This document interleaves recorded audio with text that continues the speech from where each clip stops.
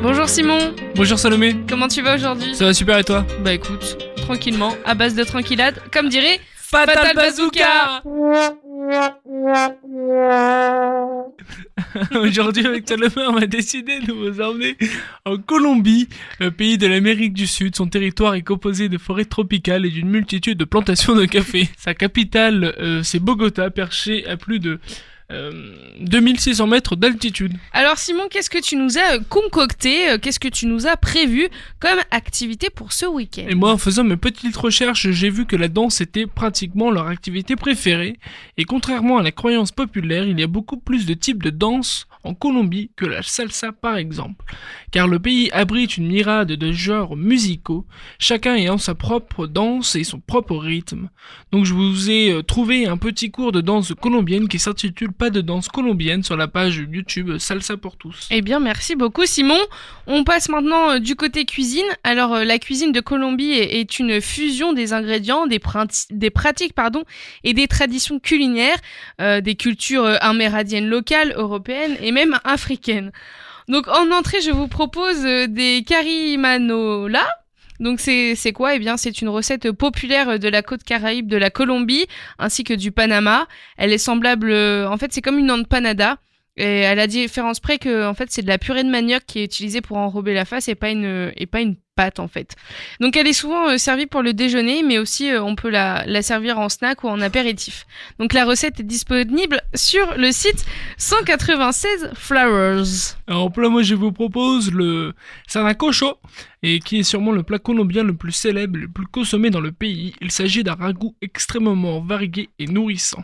Cette soupe traditionnelle se compose de bœuf, de poulet, de poisson ou de porc, mijoté avec des légumes et des herbes aromatiques.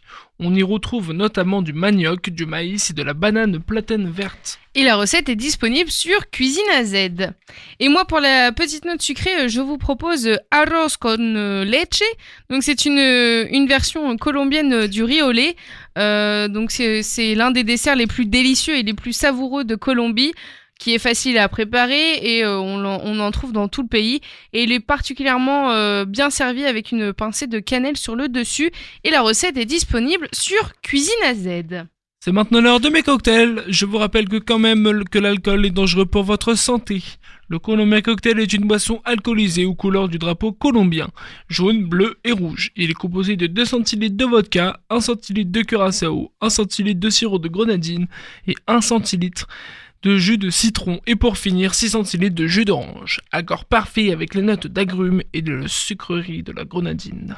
On met tout ça dans un shaker et on sert dans un verre à Old Fashion. Mon deuxième cocktail est composé de 2 centilitres de fruits de la passion, 2 centilitres de kiwi, 2 centilitres de curaçao bleu, 3 centilitres de vodka et 10 centilitres de jus de pomme et une demi-rondelle de citron vert.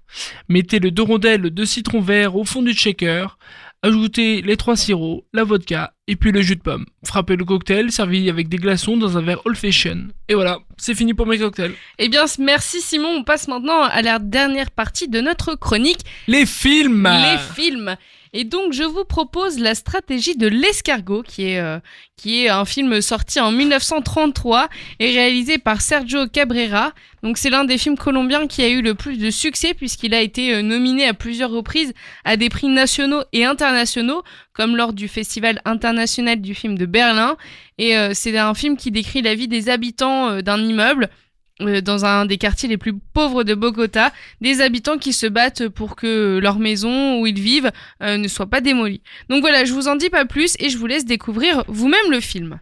Et moi je vous propose Les couleurs de la montagne, qui est un film sorti en 2011. C'est un film assez émouvant. L'histoire est racontée à travers les yeux d'un enfant qui doit vivre la dure réalité du pays. Et on voit aussi des superbes paysages. Le film a été nommé et a remporté plusieurs prix à plus de 20 festivals nationaux et internationaux, comme le Festival de Toulouse en France. Eh bien, merci beaucoup Simon, cher auditeur, merci de votre fidélité. Merci à vous, c'est tout pour moi aujourd'hui. Excellent week-end sur l'antenne de Westrack Radio. Bon week-end à tous.